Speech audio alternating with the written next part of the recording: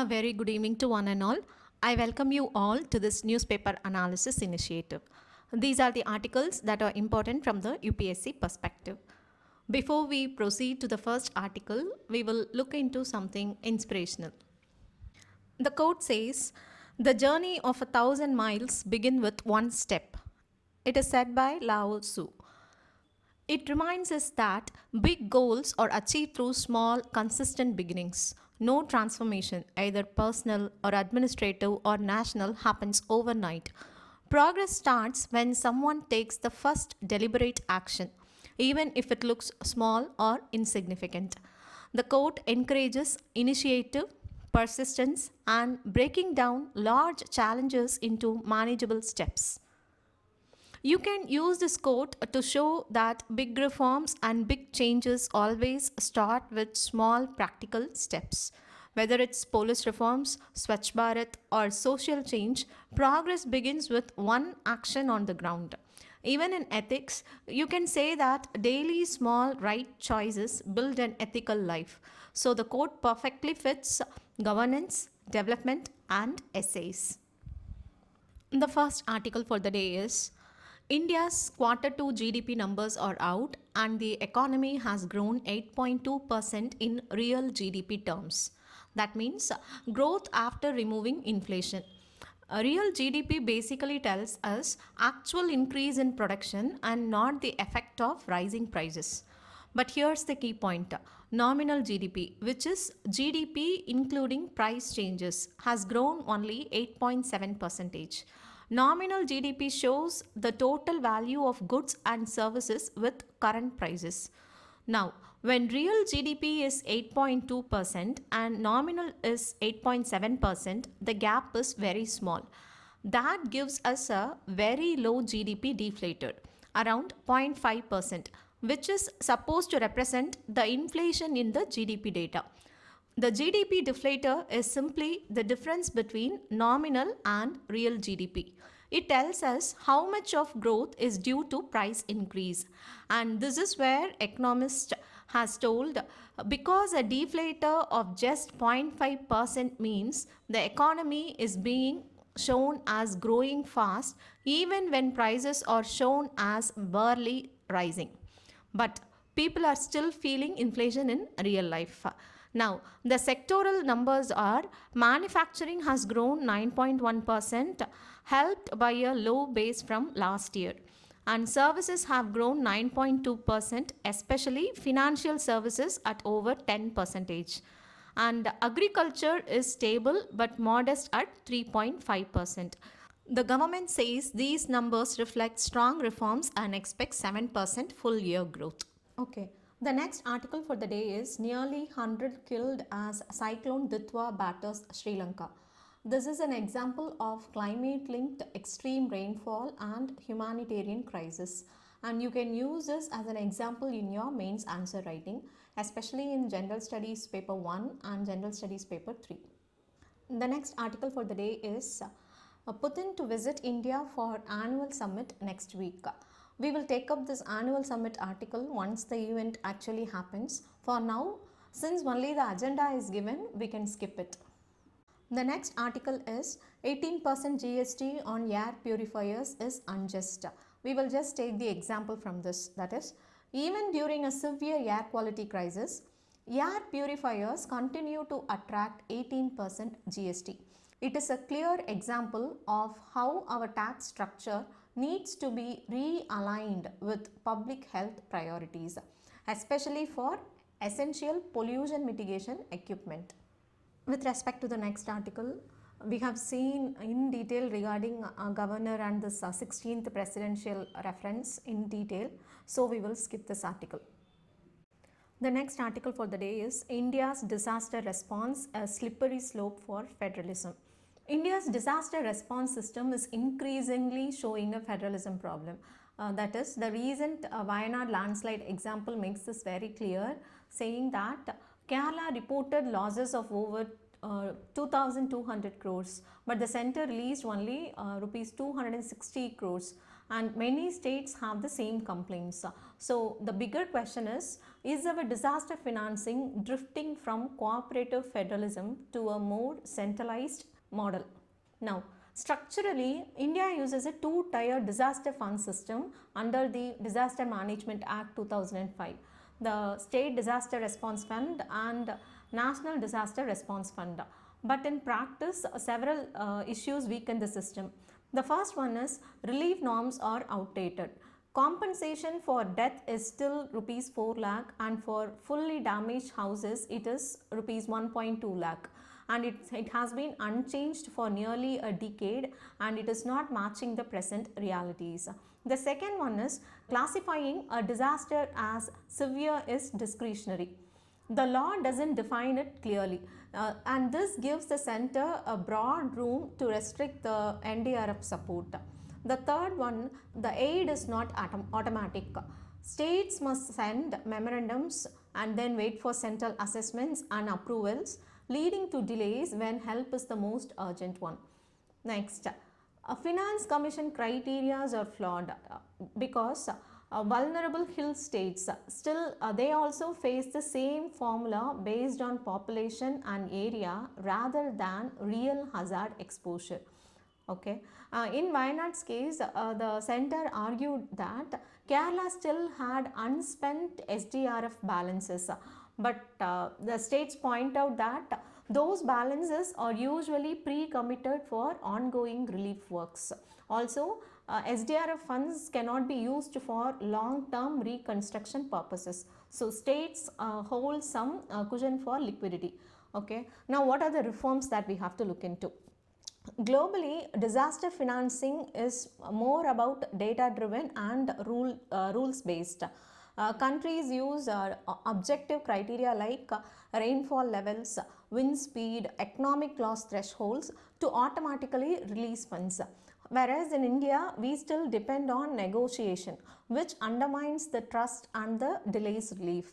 So, what are the key reforms if we look into? India must move from a discretionary, approval-heavy system to a rule-based, objective and federal partnership. So, we have to update our relief norms. We have to revise the allocation formulas and ensure faster and transparent fund flows without even state having to plead for support. The next article for the day is India launches Operation Sahar Bandhu to provide relief supplies to Sri Lanka. Just remember the name, Operation Sahar Bandhu. This is India's latest humanitarian mission to help cyclone hit Sri Lanka. And India immediately sent relief supplies using INS Vikrant, our indigenous aircraft carrier, and INS Udayagiri. Okay, and this directly fits in India's neighborhood first policy and the new vision Mahasagar, okay, which emphasizes that security and growth for the entire Indian Ocean region. And this also shows our India's soft power, its disaster diplomacy and its role as a first responder in the Indian Ocean. So, just keep it in mind as an example of India's humanitarian assistance and disaster relief capacity, naval reach and neighborhood leadership. The next article for the day is delay in getting syntactic foam hits Samudrayan. Okay, now what is this Samudrayan? Samudrayan is India's first manned deep sea submersible mission. The vehicle is called Matsya 6000 and it aims to carry 3 humans to a depth of 6,000 meters in the Indian Ocean. Why is this a big deal? Because only a handful of countries like the US, China and France have gone to such depths. This mission will help India explore polymetallic nodules, rare earth metals and deep sea ecosystems under the Deep Ocean Mission of India. The current delay is simply because one key material, synthetic foam, is arriving late from France. This foam is what gives that submersible buoyancy. So, it can float back to the surface of the water. Okay. After the foam arrives, India will conduct a 500-meter test dive. Meanwhile, the titanium hull The real cabin for the 6,000 meter descent is being built by ISRO and will be sent to Russia for pressure testing.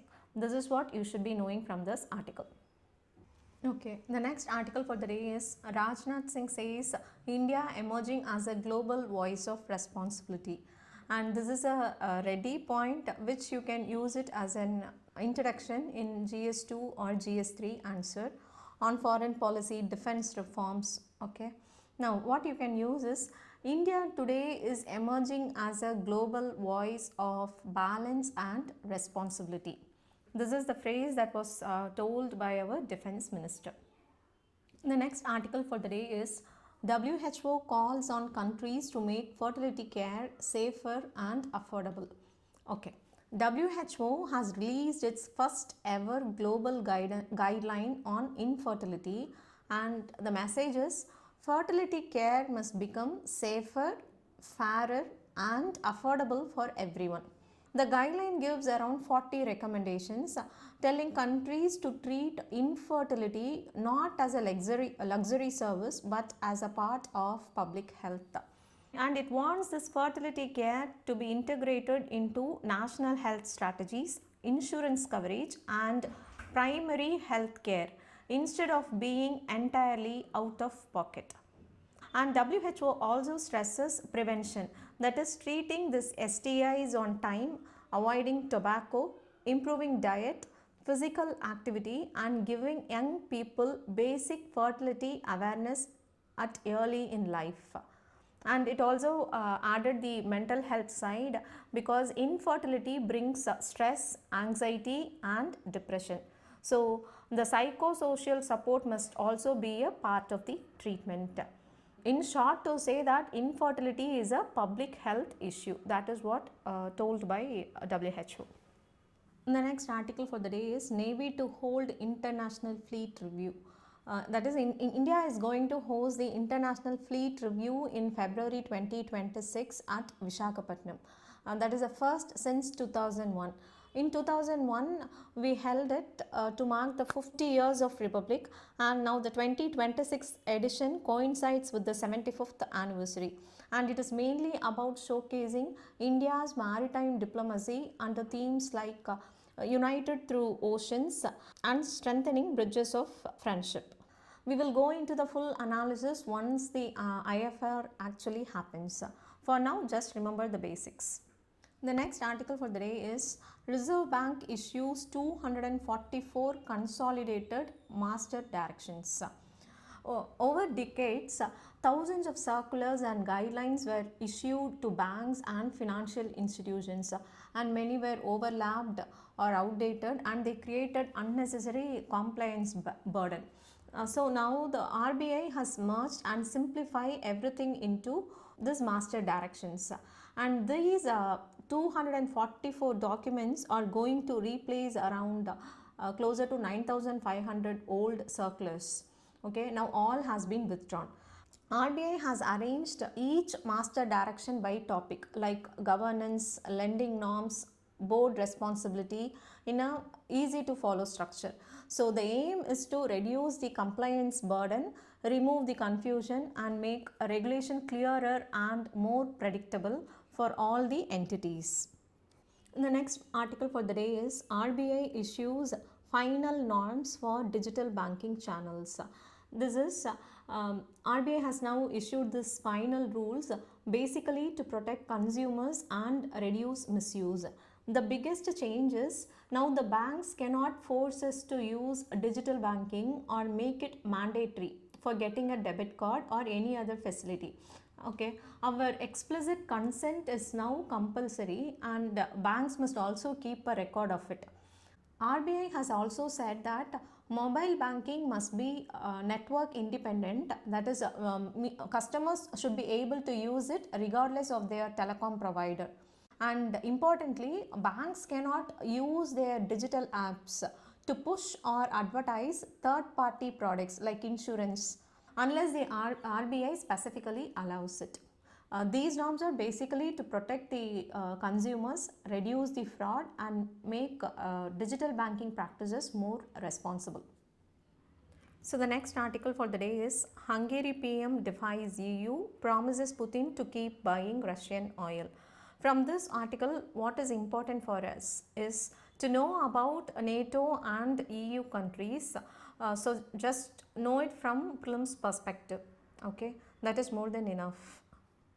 The next article for the day is the report on rescued bonded laborers flags rehabilitation failures. This new report on rescued bonded laborers is a very strong example of policy implementation gap, caste linked vulnerabilities, and persistent modern forms of slavery in India. You can use this in social justice, governance, vulnerable sections, or even essays. The report is titled as Migrant Bonded Labor in India and it is released by National Campaign Committee for the Eradication of Bonded Labor. Okay. The key findings are since 2016, almost 63% of rescued bonded laborers didn't receive even the basic travel allowance. Okay. Under the Central Sector Scheme for the Rehabilitation of Bonded Laborers, 0% of men got the rupees 1 lakh. Women and children can get around rupees 2 lakhs and under extreme cases like transgender persons or sexual exploitation, they are eligible for rupees 3 lakhs. The report makes a social point in this, that is, bonded labor in India is not just an economic problem, rather it is deeply tied to caste. Because the cost profile of the rescued laborers are 63% of them are from SC, 13% are from ST and 24% are from OBC. This shows marginalized caste groups face disproportionate exploitation in labor markets. You can use this as an example in GS2 and GS3 answers. The next article for the day is Nizar Earth Observation Satellite enters final science phase. Nizar is a joint NASA ISRO Earth observation satellite and its objectives are to study surface changes, monitor natural hazards, analyze climate patterns and enhance our understanding on Earth's dynamic ecosystems from space. Okay, and they survey the planet's land and ice every 12 years over its mission life. And it is the first satellite that was jointly developed by ISRO and NASA. This mission has been classified into different phases: launch, deployment, commissioning and science phases, and currently this satellite has entered its final phase, that is science. Now, what is the significance of this Nizar mission? The first one is Earth observation and monitoring. That is, it will regularly monitor Earth's ecosystems, surface dynamic and ice masses, providing critical data on biomass, natural hazards, sea level rise and groundwater. And it is going to revolutionize the Earth's science by providing comprehensive monitoring and analysis of land surface changes and hazard preparedness and also the ongoing crisis across local and regional scales. And all Nizar science data will be freely available to the public and which promotes the transparency and collaboration in Earth observation efforts. It is also the first satellite mission to utilize dual band synthetic aperture radar, that is both L band and S band, enabling high resolution imaging and precise surface change measurements in all weather conditions. The next article for the day is Kerala population projection. A new national level report is being given by International Institute of Migration and Development and Population Foundation of India, and the details that were given were astonishing. We will look into it now. Now, this Kerala data is a perfect example to code for aging population, demographic transition, labor shortages, total fertility rate decline, urbanization and social sector burden. Okay, now we will look into what are the key data points. The first one is Kerala is set to remain India's oldest state for the next 3 decades. The next one is Kerala's population will grow till 2041, that is peaking at 3.62 crore and then start to decline by 2051. The life expectancy rises sharply from 75.1 years to 82.9 years by 2051. The 60 plus population, it jumps from 18.6 to 30.6, and this is a very massive one. Nearly 1 in 3 persons will be elderly. Kerala's median age rises from 37 to 47 years, showing deep aging similar to that of East Asian countries. The total fertility rate will fall to 1.4, touching the floor fertility zone. And children in the age group of 0 to 14 years will drop to only 12.8% by 2051, which is the lowest in India. And the oldest of the old, 80 plus population, is set to rise from 2% to 6.4% in 2051, which is the highest in India. Urbanization pattern. Kerala is going to become 91% urbanization by 2051, which is one of the highest projection in India. Now what you have to know is, the first is aging as a governance challenge, because a rising elderly share means this puts too much pressure on healthcare, pensions, long-term care and social protection. The oldest of the old 80 plus group, that is also growing, so there is an increasing need for geriatric care, palliative systems and home-based healthcare. The second one is the welfare demands, because high chronic disease burden expected with aging. There is a need for expanding schemes like old age pensions, Ayushman Bharat geriatric packages and state level elder care policies.